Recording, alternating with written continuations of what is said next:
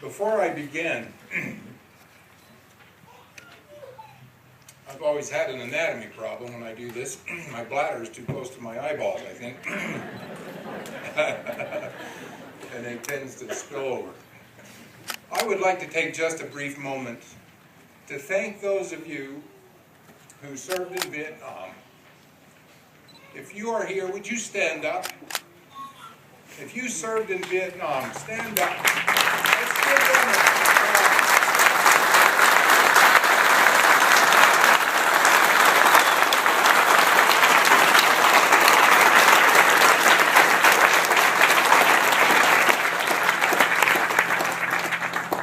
When you came home, you weren't thanked.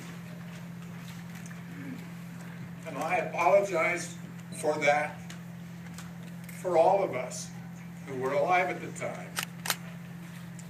You did an incredible thing in serving your country and us. In that generation, in that call to arms, you responded. There was a war far across the Pacific Ocean. The action was supposed to stop the aggression of communism. Then as now to that call to arms came the finest of that generation. Some were pressed into the service by the draft, and others volunteered. But regardless of the route, they came and gave their all. A selfless sacrifice of life and service that is now very sacred. Vietnam was a different kind of action. The objectives were unclear. It seemed after a little while that there was more interested in political pacification and monetary manipulation than there was in fighting for liberty. And that the high cause of freedom and liberty became obscure. But into that volatile arena in the fall of 1968 arrived a bright-eyed, exemplary college graduate that we affectionately called Bob Allen. He had already completed his obligations of military service that was required in the day. His intent was to graduate from college and retire to the quiet confines of the Upper Bear River in Rich County, Utah, and ranch with his father. The positive and fulfilling dream or purpose provided Bob with all the motivation required to get through college, getting up at 4 a.m. and milking the cows at the college dairy where he worked. Along the way, he became the devoted husband to his high school sweetheart, Patricia O'Malley from Evanston. They worked hard, and by 1966, both had accomplished their dream of being college graduates.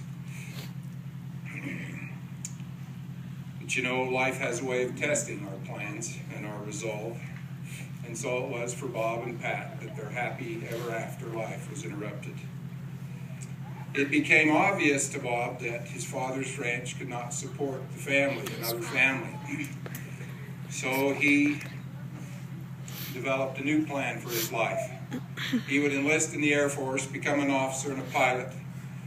After serving, he would become a commercial pilot, and after 20 short years would then be able to come back to the banks of Otter Creek and ranch the rest of his life and serve his family, his God, and his community.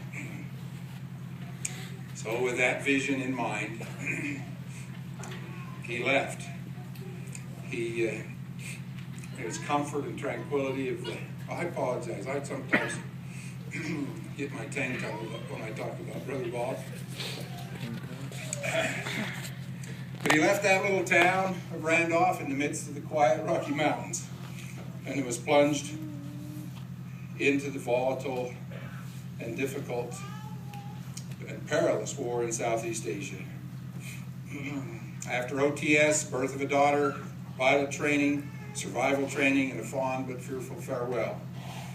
8 December 1968, finds First Lieutenant Robert A. Rex in the cockpit of his F-105D fighter bomber.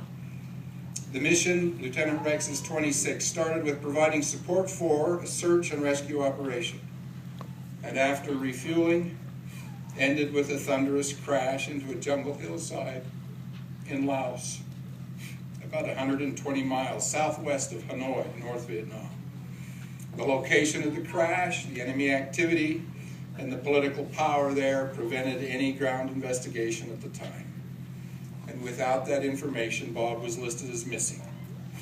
Review of the limited facts provided at that time and those that have come to light since in the intervening years seems to indicate that his aircraft was hit by light arms ground fire.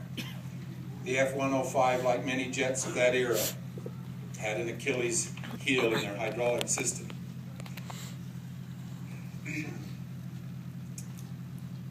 The intervening years were pretty tough on Pat, his wife, Pearl, his mother, and others of the family. A second daughter was born to them just 3 months after he was shot down. Bob's remains silent on that hill. Bob's remains laid silently on that hillside for over 2.5 decades. And then through the tireless efforts of his mother, working with local and national groups to return all missing and prisoners of war from that Vietnam era. The government sent a team to Laos, and they excavated the crash site. They found remnants of a fighter jet. They found 35 cents, a quarter and a dime, a half-melted Lindy comb. Bob always liked to use comb. In the 60s, right, when he grew up, everybody had a comb in their pocket or something. It was half-melted. The unbuckled part of his harness. It's interesting to me that it was 35 cents because 6 years before that, when I was quite young, he had taken me to the cafe in Randolph and bought me my favorite treat, a very tall caramel sundae. It was so tall I couldn't eat it all. It cost 35 cents. I've thought a lot about that 35 cents since then.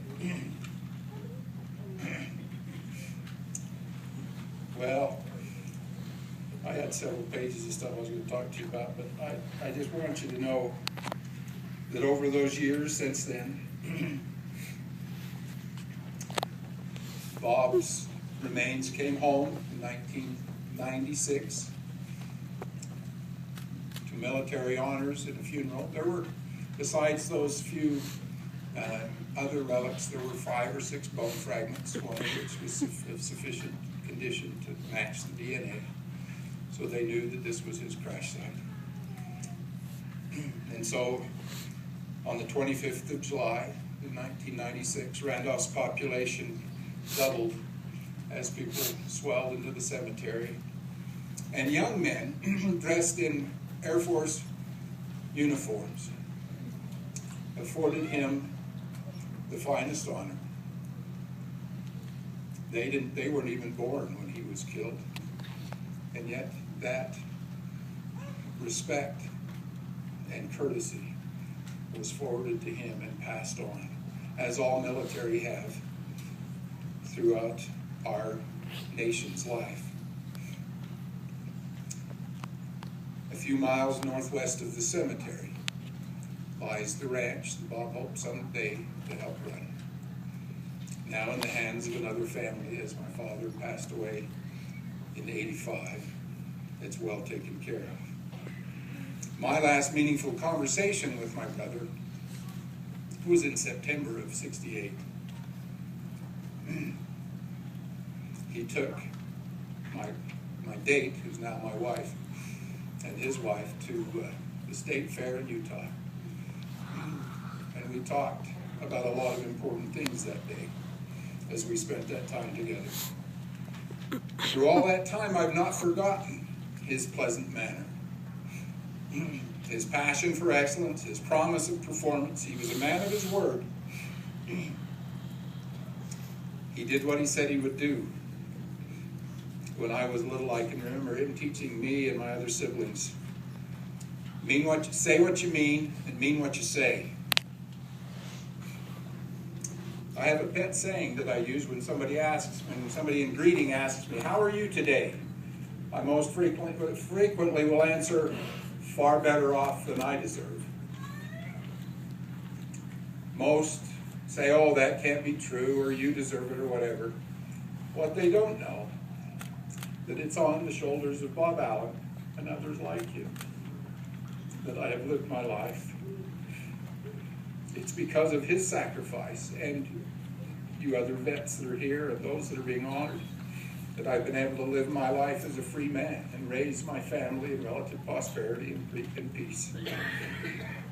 I hope that each of us will thank a vet, if not in person every day, at least in our hearts every day, as we wake up and go about our lives. I know I thank my brother Bob for all that he did.